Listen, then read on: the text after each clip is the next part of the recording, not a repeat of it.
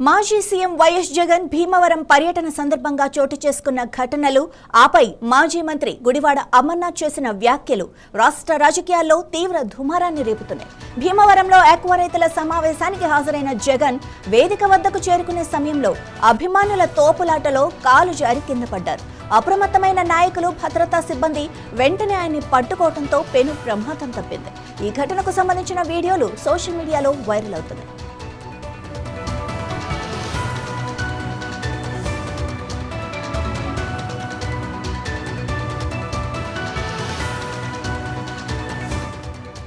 ఈ పరిణామాలపై స్పందించిన మాజీ మంత్రి గుడివాడ అమర్నాథ్, సెక్యూరిటీ ఇవ్వలేకపోతే చెప్పండి, మేమే చూసుకుంటాం అంటూ సంచలన వ్యాఖ్యలు చేశారు. ఈ వ్యాఖ్యలు రాజకీయంగా దుమారాన్ని రేపుతున్నాయి. జగన్ కు ప్రస్తుతం Z+ కేటగిరీ భద్రత కల్పిస్తున్నారని, భద్రతా ఏర్పాట్లలో ఎలాంటి లోపం లేదని ప్రభుత్వ వర్గాలు చెబుతున్నాయి. ఈ నేపథ్యంలో భద్రతా వైఫల్యంపై మంత్రి అమర్నాథ్ వ్యాఖ్యలను టీడీపీ, బీజేపీ నాయకులు తీవ్రంగా ఖండిస్తున్నారు. వైసీపీ అధికారంలో ఉన్నప్పుడు ప్రతిపక్షాల భద్రతను అణచివేసిందని, ఇప్పుడు ప్రతిపక్ష నాయకుల పర్యటనలో ఇలాంటి ఆరోపణలు చేయటం సరికాదని విమర్శిస్తున్నారు.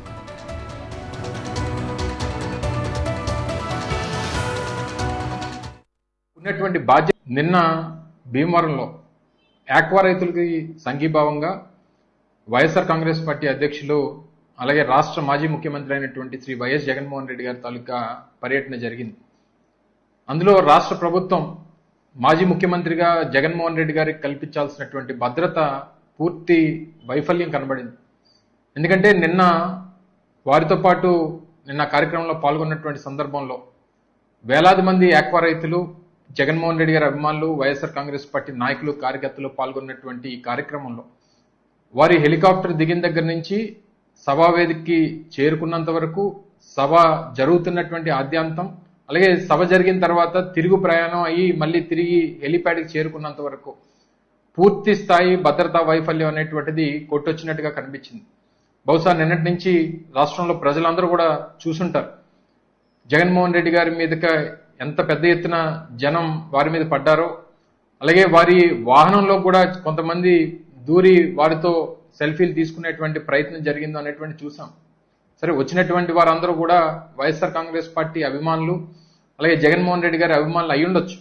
అయినప్పటికీ రాష్ట్ర ప్రభుత్వం వారికి ఉన్నటువంటి బాధ్యత, ఒక మాజీ ముఖ్యమంత్రిగా జగన్మోహన్ రెడ్డి గారికి కల్పించాల్సినటువంటి భద్రతలో ఎంత ఘోరంగా వైఫల్యం చెందారంటే, ఇది కావాలని చేస్తున్నారా అనేటువంటిది, లేదా పోలీస్ అధికారుల తాలూకా నిర్లక్ష్యం అనేటువంటిది అర్థం కావట్లా, లేదా ఇది ప్రభుత్వం సంబంధించినటువంటి ఏదైనా కుట్రకోణం ఉందా అనేటువంటి అనుమానాలు కూడా ఈరోజు రాష్ట్ర వ్యాప్తంగా వైఎస్ఆర్ కాంగ్రెస్ పార్టీ నాయకులు, కార్యకర్తల్లో ఒక ఆలోచన కలుగుతా ఉంది.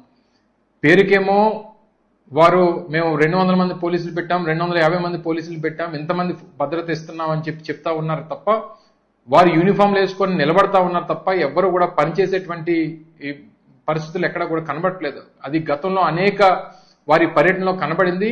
నిన్న భీమవరంలో అయితే ఘోరంగా విఫలం చెందారనేటువంటి దాంట్లో ఏ రకమైనటువంటి సందేహం లేదు. డిఎస్పీలు కానీ, అక్కడ ఉన్నటువంటి సిఐలు కానీ, సహకరించాల్సినటువంటి పోలీస్ సిబ్బంది కానీ, వారు కారు దిగి స్టేజ్ మీదకి వచ్చేటువంటి సందర్భంలో కానీ, లేదా మీటింగ్ చూసుకొని కారుకి మళ్ళీ తిరిగి ప్రయాణం అయ్యేటువంటి సమయంలో కానీ ఎక్కడ కూడా అక్కడ ఉన్నటువంటి నాయకులు, కార్యకర్తలే భద్రతా వలయంలో ఏర్పడి వారికి దారి చూపించేటువంటి ప్రయత్నం చేశారు తప్ప ఒక్క కాకి చొక్కా వేసుకున్నటువంటి ఒక్క అధికారి కూడా సహకరించినటువంటి సందర్భాలు నిన్న భీమవరంలో కనబడలేదు.